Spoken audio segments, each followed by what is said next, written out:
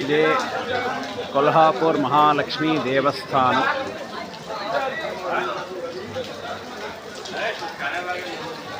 ఈమె మూలమూర్తి. మీరు వీడియోలో బాగా చూడవచ్చు అమ్మవారి ముఖాన్ని.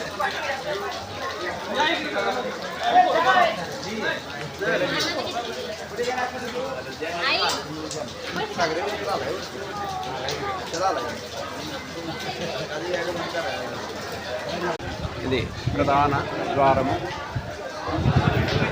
అవి పక్కనున్నవి దీపస్తంభాలు. సాయంత్రం పూట అయితే గన దీపాలు వెలిగిస్తారు. చాలా రమణీయంగా ఉంటుంది. ఇది విశేషంగా కరవీరపురము అని దీనికి పేరు. అమ్మవారు వైకుంఠంలో భృగు మహర్షి యొక్క విష్ణువు యొక్క వక్షస్థలాన్ని కొట్టినప్పుడు ఆమెకు బాధ కలిగి విష్ణువును వీడి ఆమె ఈ కరవీరపురంలో తపస్సు చేసుకోవడానికని వచ్చినది. అటువంటి ఈ మహాలక్ష్మీదేవి గుడి 18 శక్తిపీఠాల్లో ఒకటిగా ప్రమాణంగా ఉన్నది. కొల్హాపూరే మహాలక్ష్మి అంటారు. రోజు బాగా వర్షమైనా కూడా జనాలు బాగానే వచ్చారు. సోమవారం పంచమ గడియల్లో మాకు ఈ దర్శనం లభించింది. ఇటువంటి మహాలక్ష్మి యొక్క అనుగ్రహం పొందడానికి జీవితంలో ప్రతి ఒక్కరూ కూడా ఈ కొల్హాపూర్ రావచ్చు. ఆంధ్రప్రదేశ్ నుంచి అయితే కన్నా తిరుపతి నుండి హరిప్రియ ఎక్స్ప్రెస్ ఉంది. అది నేరుగా కొల్హాపూర్ వస్తుంది. ఆ ట్రైన్లో వచ్చి ఇక్కడ అమ్మవారి దర్శనం చేసుకోవచ్చు.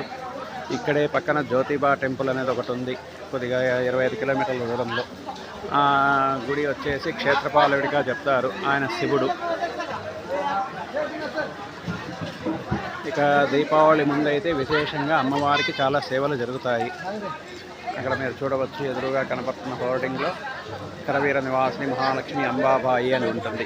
ఊరి పేరేమో కొల్హాపూరు, కానీ పాత పేరేమో కరవీరపురము. ఈ మందిరంలోని పరివార దేవతలు సిద్ధి వినాయకుడు, అతిబలేశ్వరుడు, ఇక్కడ వచ్చేసి రాధాకృష్ణులు, కాలభైరవుడు, తర్వాత ఇక్కడ శనేశ్వరుడు, ఇక్కడ తుల్జా భవానీ మాత,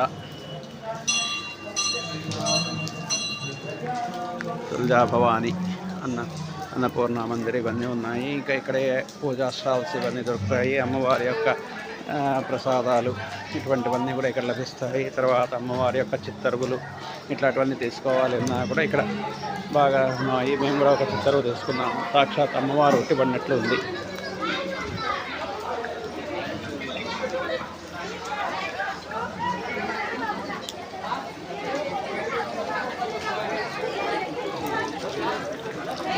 విధాన పడుతున్నా కూడా జనాలు బాగా వచ్చారు.